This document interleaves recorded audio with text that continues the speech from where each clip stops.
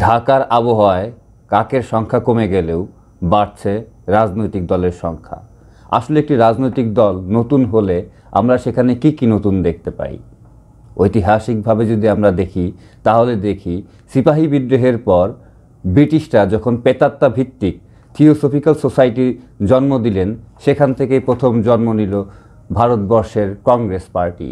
কংগ্রেস পার্টির শুরুতেই আমাদের দেখতে হয় সেখানে তৈরি হয় অ্যালান অক্টোবিয়ান হিউম নামক এক ব্যক্তির দ্বারা, ব্রিটিশ ব্যক্তি, যিনি সিপাহী বিদ্রোহে সর্বোচ্চ ভারতীয় সৈনিক হত্যা করেন।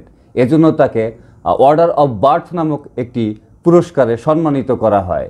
তিনি পাখি খেতে পছন্দ করতেন, তাই ব্রিটিশরা তাকে পাখি বিশারদ হিসাবেও পরিচিত করেন। অক্টোবিয়ান হিউমের সাথে ছিলেন সদ্য খ্রিস্টান হওয়া উপেশচন্দ্র বন্দ্যোপাধ্যায়, থিওসফিক্যাল সোসাইটির উইলিয়াম ওয়েব বার্ন। এই তিনজন ব্যক্তি মিলেই তৈরি হয় আমাদের ভারতবর্ষের প্রথম কংগ্রেস পার্টি। এবং আমরা দেখতে পারি অনুরূপভাবে ব্রিটিশ আরেকটি পার্টি তৈরি করেন, সেটিকে বলা হয় মুসলিম লীগ, যেটি তৈরি হয় ইসমাইলীয় সম্প্রদায়ের ইমাম আগা খান দ্বারা।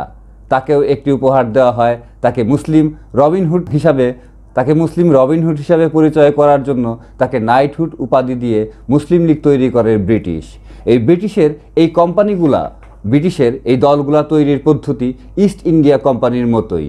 একজন সভাপতি থাকবেন, যিনি আসলে এই প্রতিষ্ঠানটি, এই রাজনৈতিক দলটি বা কোম্পানির মালিক হবেন। আমরা দেখতে পারি ভারতবর্ষে কমিউনিস্ট বা বিপ্লবী ধারা রাজনীতি কোথায় আটকে গিয়েছে। সেটি কলোনিয়াল যদি আমরা সময় দেখি, যখন 1920 সালে ভারতবর্ষে একটি স্বাধীনতার জন্য উত্তাল ভূমি, তখন 1926 সালে ব্রিটিশ কমিউনিস্ট পার্টির সদস্য ফিলিপ স্পাইট এবং 1927 সালে বেঞ্জামিন ফ্রান্সিস ব্র্যাডলে নামক দুইজন এসে আমাদের কারখানায় পাঠিয়ে দেন, এবং সাথে সাথে আমাদের কমিউনিস্ট পার্টিগুলো একটি দোকানের রূপ নেয়, যা মূলত কংগ্রেস এবং মুসলিম লীগের অনুরূপেই আমাদের এখানে কাজ করে আসছে। বর্তমানে আমরা যারা শুনছি যে নতুন রাজনৈতিক দল হবে ছাত্র বা সেনাবাহিনীর সদস্য দ্বারা, আসলে তাতে আমরা নতুন কি পাবো জাতি? আমরা কি কোনো দিক নির্দেশনা পাচ্ছি সেই দল থেকে, বা কোনো দর্শন যা আমাদের জীবনকে পরিবর্তন করবে, অথবা কোনো অর্থনৈতিক চিন্তা, অথবা ভবিষ্যৎ বাংলাদেশের এমন কোনো রূপরেখা? না, আমরা তা পাচ্ছি না। আমরা পাচ্ছি দুইজন লোক, একজন সভাপতি, একজন সেক্রেটারি।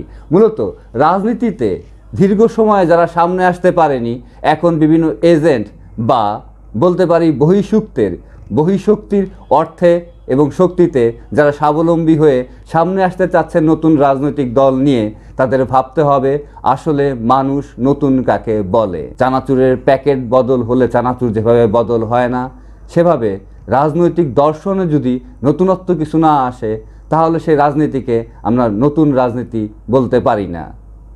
নতুন যে রাজনীতি আসছে তা কি সে আওয়ামী লীগের পুরাতন যে মত তাই নতুন বোতলে আসছে? সেই বোতলের নাম বৈষম্য, নাগরিক কমিটি অথবা সামরিক বাহিনী, যাই হোক, ভেতরের মতটি কিন্তু এখনও আওয়ামী লীগ রয়ে যাচ্ছে। তাই আমরা বলবো রাজনীতিতে নতুনত্ব আনার জন্য এখন সবচেয়ে যে বিষয়টি প্রয়োজন, সেটি দার্শনিক মুক্তি। দার্শনিকভাবে ভবিষ্যতের রাজনীতি আমরা কিভাবে দেখব, তার উপরে নির্ভর করবে আমরা যারা রাজনীতি করতে চাই, করব, তাদের চরিত্র, তাদের জীবনচর্চা এবং আদর্শ এবং কর্ম। অবশ্যই বাংলাদেশ নতুন দর্শন নিয়ে সামনে এগিয়ে যাবে, এই আশা ব্যক্ত করে সামনে চলুন, একসাথে কাজ করি। এক জীবন, এক বাজি, বাংলাদেশ ভালোবাসি।